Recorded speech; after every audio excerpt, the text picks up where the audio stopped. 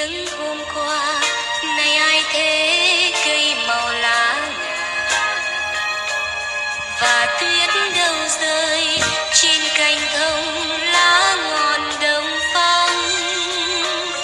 Kìa muôn tình tú như ai hái từ khoáng cao, nơi nơi sáng ngời ánh sao, giăng mắc khoe lan sắc màu. Chợt nhớ ra ngày mùa hoa tuyết năm xưa đã về, ngày lễ Noel nhưng đồn xa khó về thăm em. Dành thời thương nhớ em anh giữa mùa Giáng sinh, bơ vơ ngóng người chiến binh, chắc em anh đang cầu xin. Lạy Chúa cứu thế, non nước con ngàn dâu bế, chinh chiến lan tràn sơn khê, xin giúp cho vượt bến mê.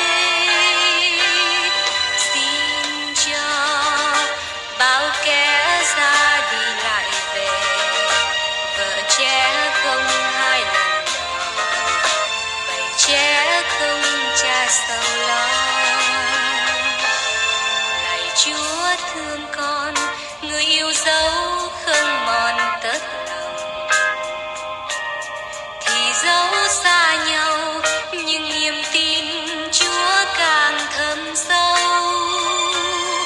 Tình chung hai đứa như hoa tuyết mùa Giáng sinh, chung chinh gói người chiến binh, tuy cách xa nhưng gần nhau.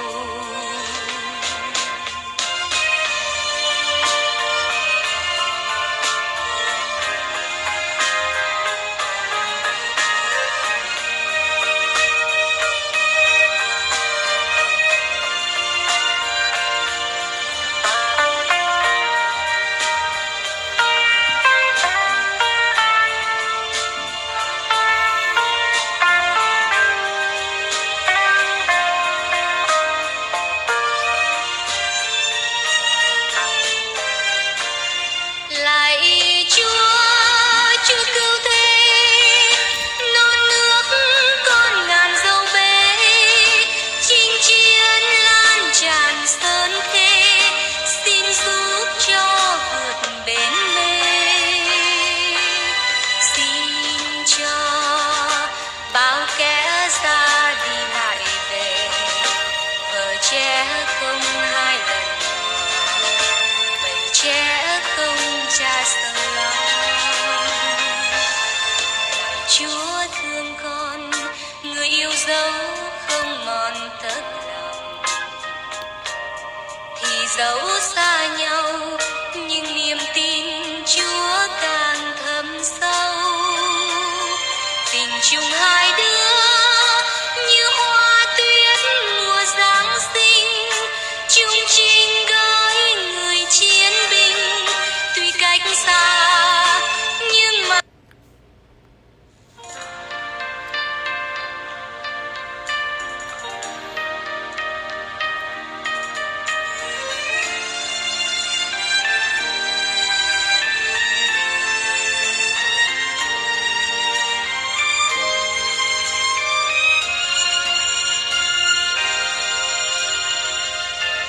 chào kiếng hôm qua, nay ai thế cây màu lá ngả, và tuyết đâu rơi trên cành thông lá ngọn đông phong. Kìa muôn tình tú như ai hái từ khoáng cao, nơi nơi sáng ngời ánh sao, giăng mắc khoe lan sắc màu. Chợt nhớ ra ngày mùa hoa tuyết năm xưa đã về, ngày lễ Noel nhưng đồn xa khó về thăm em. Dành thời thương nhớ em anh giữa mùa Giáng sinh,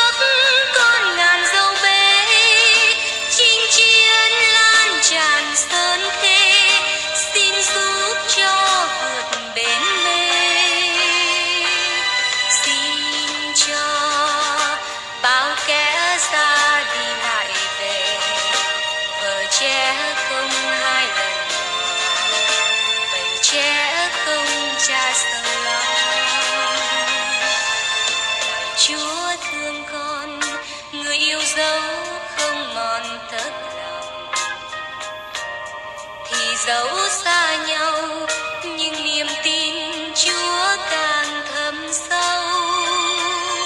Tình chung hai đứa như hoa tuyết mùa Giáng sinh, chung chinh gói người chiến binh, tuy cách xa nhưng mà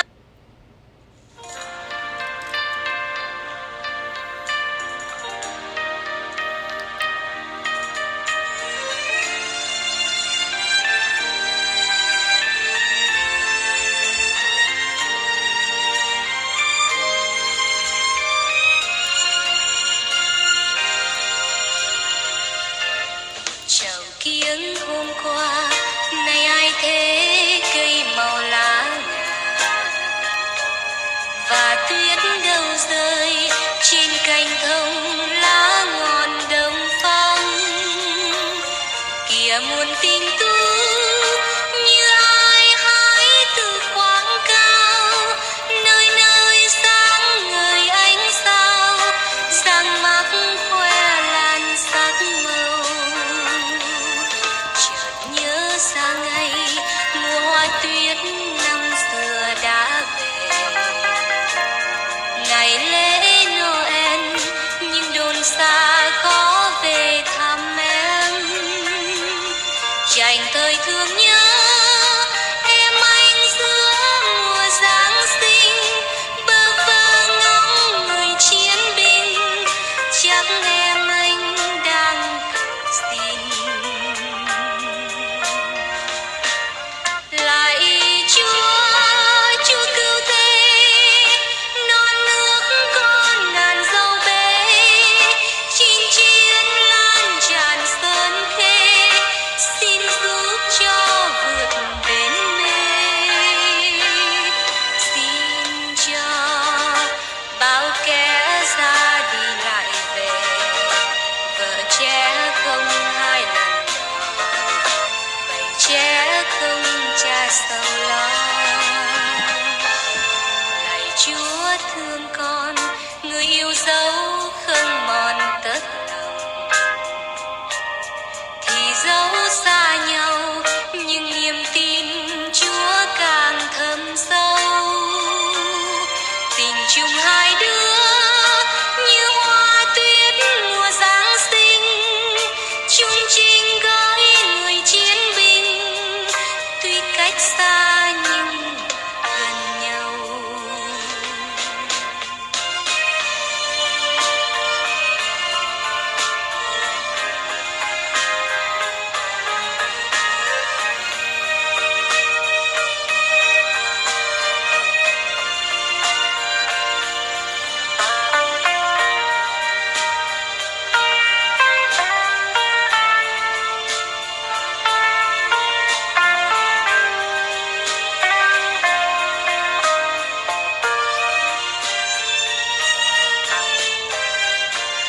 Lạy Chúa cứu thế, non nước con ngàn dâu bé, chinh chiến lan tràn sơn khê, xin giúp cho vượt bến mê.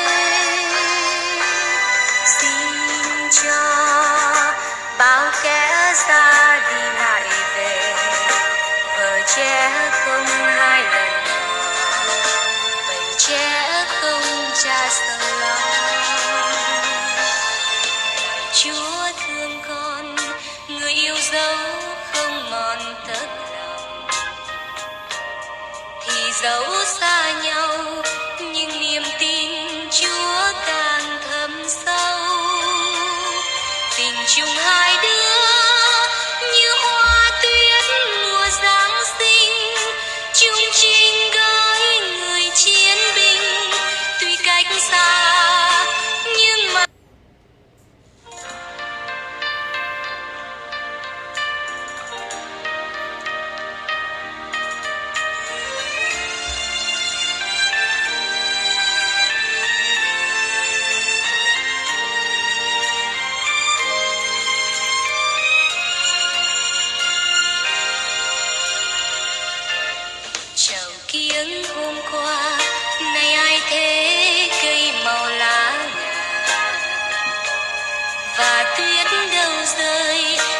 cành thơ